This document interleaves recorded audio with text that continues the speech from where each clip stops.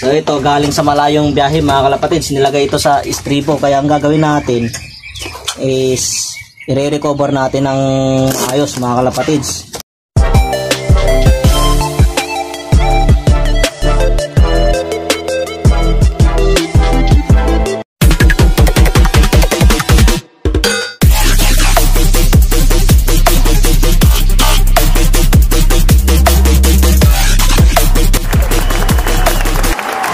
Yan, shout out mga kalapatids, deliver ni brother. Ayan o.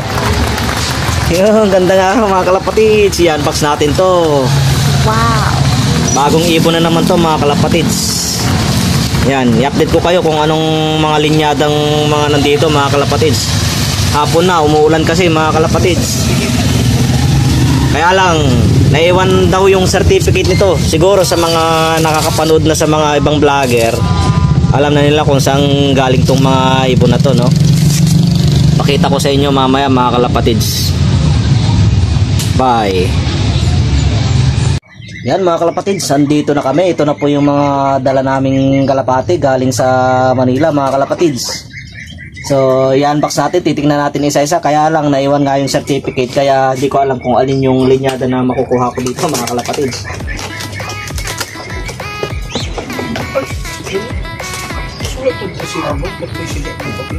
Ito po yun mga kalapatids, oh. Ito yung isa. Ito po yung tagging nyo, oh. Ayan, salamat kay Bio Pigeon, Bio Research mga kalapatids.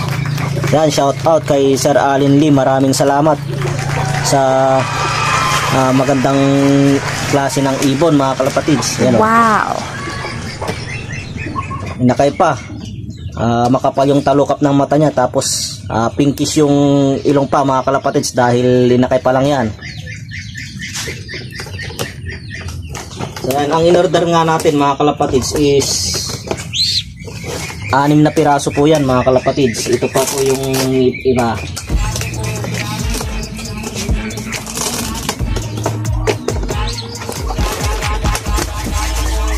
Isang blue bar ulit mga kalapatids, oh. Yan. So bali ang natatandaan ko sa nilagay niya doon sa pinasa nilang certificate sa Facebook account mga kalapatids is isang Vandenbroek. Yan. Tapos 2 stop Van Riet at 2 Jan Arden. Tapos isang Spaniards mga kalapatids, or Spaniard kung tawagin. Yan. So umorder tayo ng stop Van Riet mga kalapatids dahil kailangan natin ng speedbird. Ngayon kung wala tayong, tips ko lang sa mga newbie katulad ko, kung wala tayong mabilihan ng pangarerang kalapati doon sa mga nananalong puncher, o kung namamahalan tayo sa kanilang mga ibon, meron naman pong affordable na ibon mga kalapatids. At ito nga yan, si Bio Pigeon, Bio Research yan. Maraming salamat din sa coordinator nila kay Ma'am Rochelle. Tsaka yung nag-response nung nag-follow up ako kay Ma'am Marie Chris yan. So isang checkered siguro, kung hindi Vandenbroek ito is Jan Arden, kasi ang binili ko sa Jan Arden mga kalapatids is 2 checkered mga kalapatids. Wow. Kaso nakita ko dun sa certificate isang blue bar tsaka isang checkered nga lang bigay nung ano. Hindi nga lang nasunod na 2 checkered yung Jan Arden mga kalapatids. Malamang yung isa dito is Vandenbroek, kasi yung Vandenbroek na ipinalit is checkered nga mga kalapatids.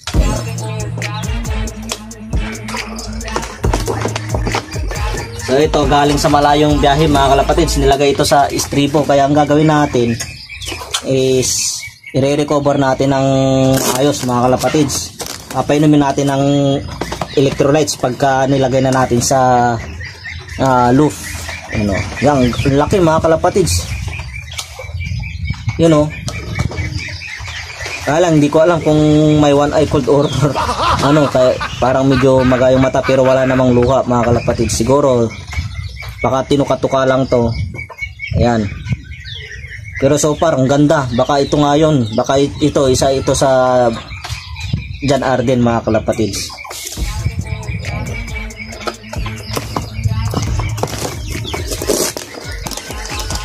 Tapos ito pa mga kalapatids. May dalawa pang blue bar. Baka itong dalawang blue bar na to, baka ito yung stop band rate. Wow. Tapos kasi baka pinagsama yung magkaparing linyada. Siguro yung kanina pinakita kong checkered tsaka blue bar, yun yung Jan Arden. Tapos ito yung Vandenbroek. Tapos ito malamang stop band rate kasi magkasama, dalawang stop band rate kasi yung binili natin. Tulad ng Jan Arden, dalawa rin. Ano. So ito nga yung isang stop band rate siguro kasi blue bar to mga kalapatid. So ayan o. Maganda. So ayan, shout out sa mga gusto ring bumili sa Biopigeon. Affordable naman kung ang pag-uusapan is regular color mga kalapatids. Kaya lang pag regular color marami pong nakabila. Kaya kung gusto niyo magpa-reserve, magpa-reserve na kayo kung sakali is magkaroon kayo ng down payment para siguradong mare-reserve po kayo mga kalapatids. Dahil napakatagal nga ng pila, hintayan, inaabot ng ilang buwan bago mo makuha yung ibon. Ako, last year pa mga kalapatids, sa totoo lang, last year pa. Tapos kahit magpalap ka na magpalap, marami talagang bumibili sa kanila mga kalapatids. So, hindi ko naman sinasabi na pagka mayroon akong ibon na to is magcha-champion na ako. Hindi po ganun. Nasa conditioning pa rin mga kalapatids tsaka sa sistema, no? Siyempre, kailangan din ng swerte dyan. Pero at least, kung magkaroon kayo ng ganitong ibon, nakakasigurado kayo dun sa linyada. Kasi ang purpose ko lang naman dito is talagang yung sa linyada mga kalapatids. Although, ang pinaka magandang araw, sabi ng mga veterano, is doon talaga sa nananalong fanshare, no? Pero bilang newbie mga kalapatids, wala tayong ganong kalaking pera para magbitaw ng ganyang bibili ka sa mga napakamamahaling ibon. Pero so far sa mga record nga ng Bio Research, Biopigeon is marami namang nananalo mga kalapatids. So ang labanan na lang dito is sistema at saka conditioning. Sana mabuhay to, gagawin nating breeder to mga kalapatids. Hindi natin to paliliparin. Baka pag pinalipad natin mag-fly away, nako, nag-fly away na ang iyong pinambili. So maraming salamat sa pagtangkilik at panonood mga kalapatids. God bless po. Ingatan naman kayo ng Panginoon. Bye.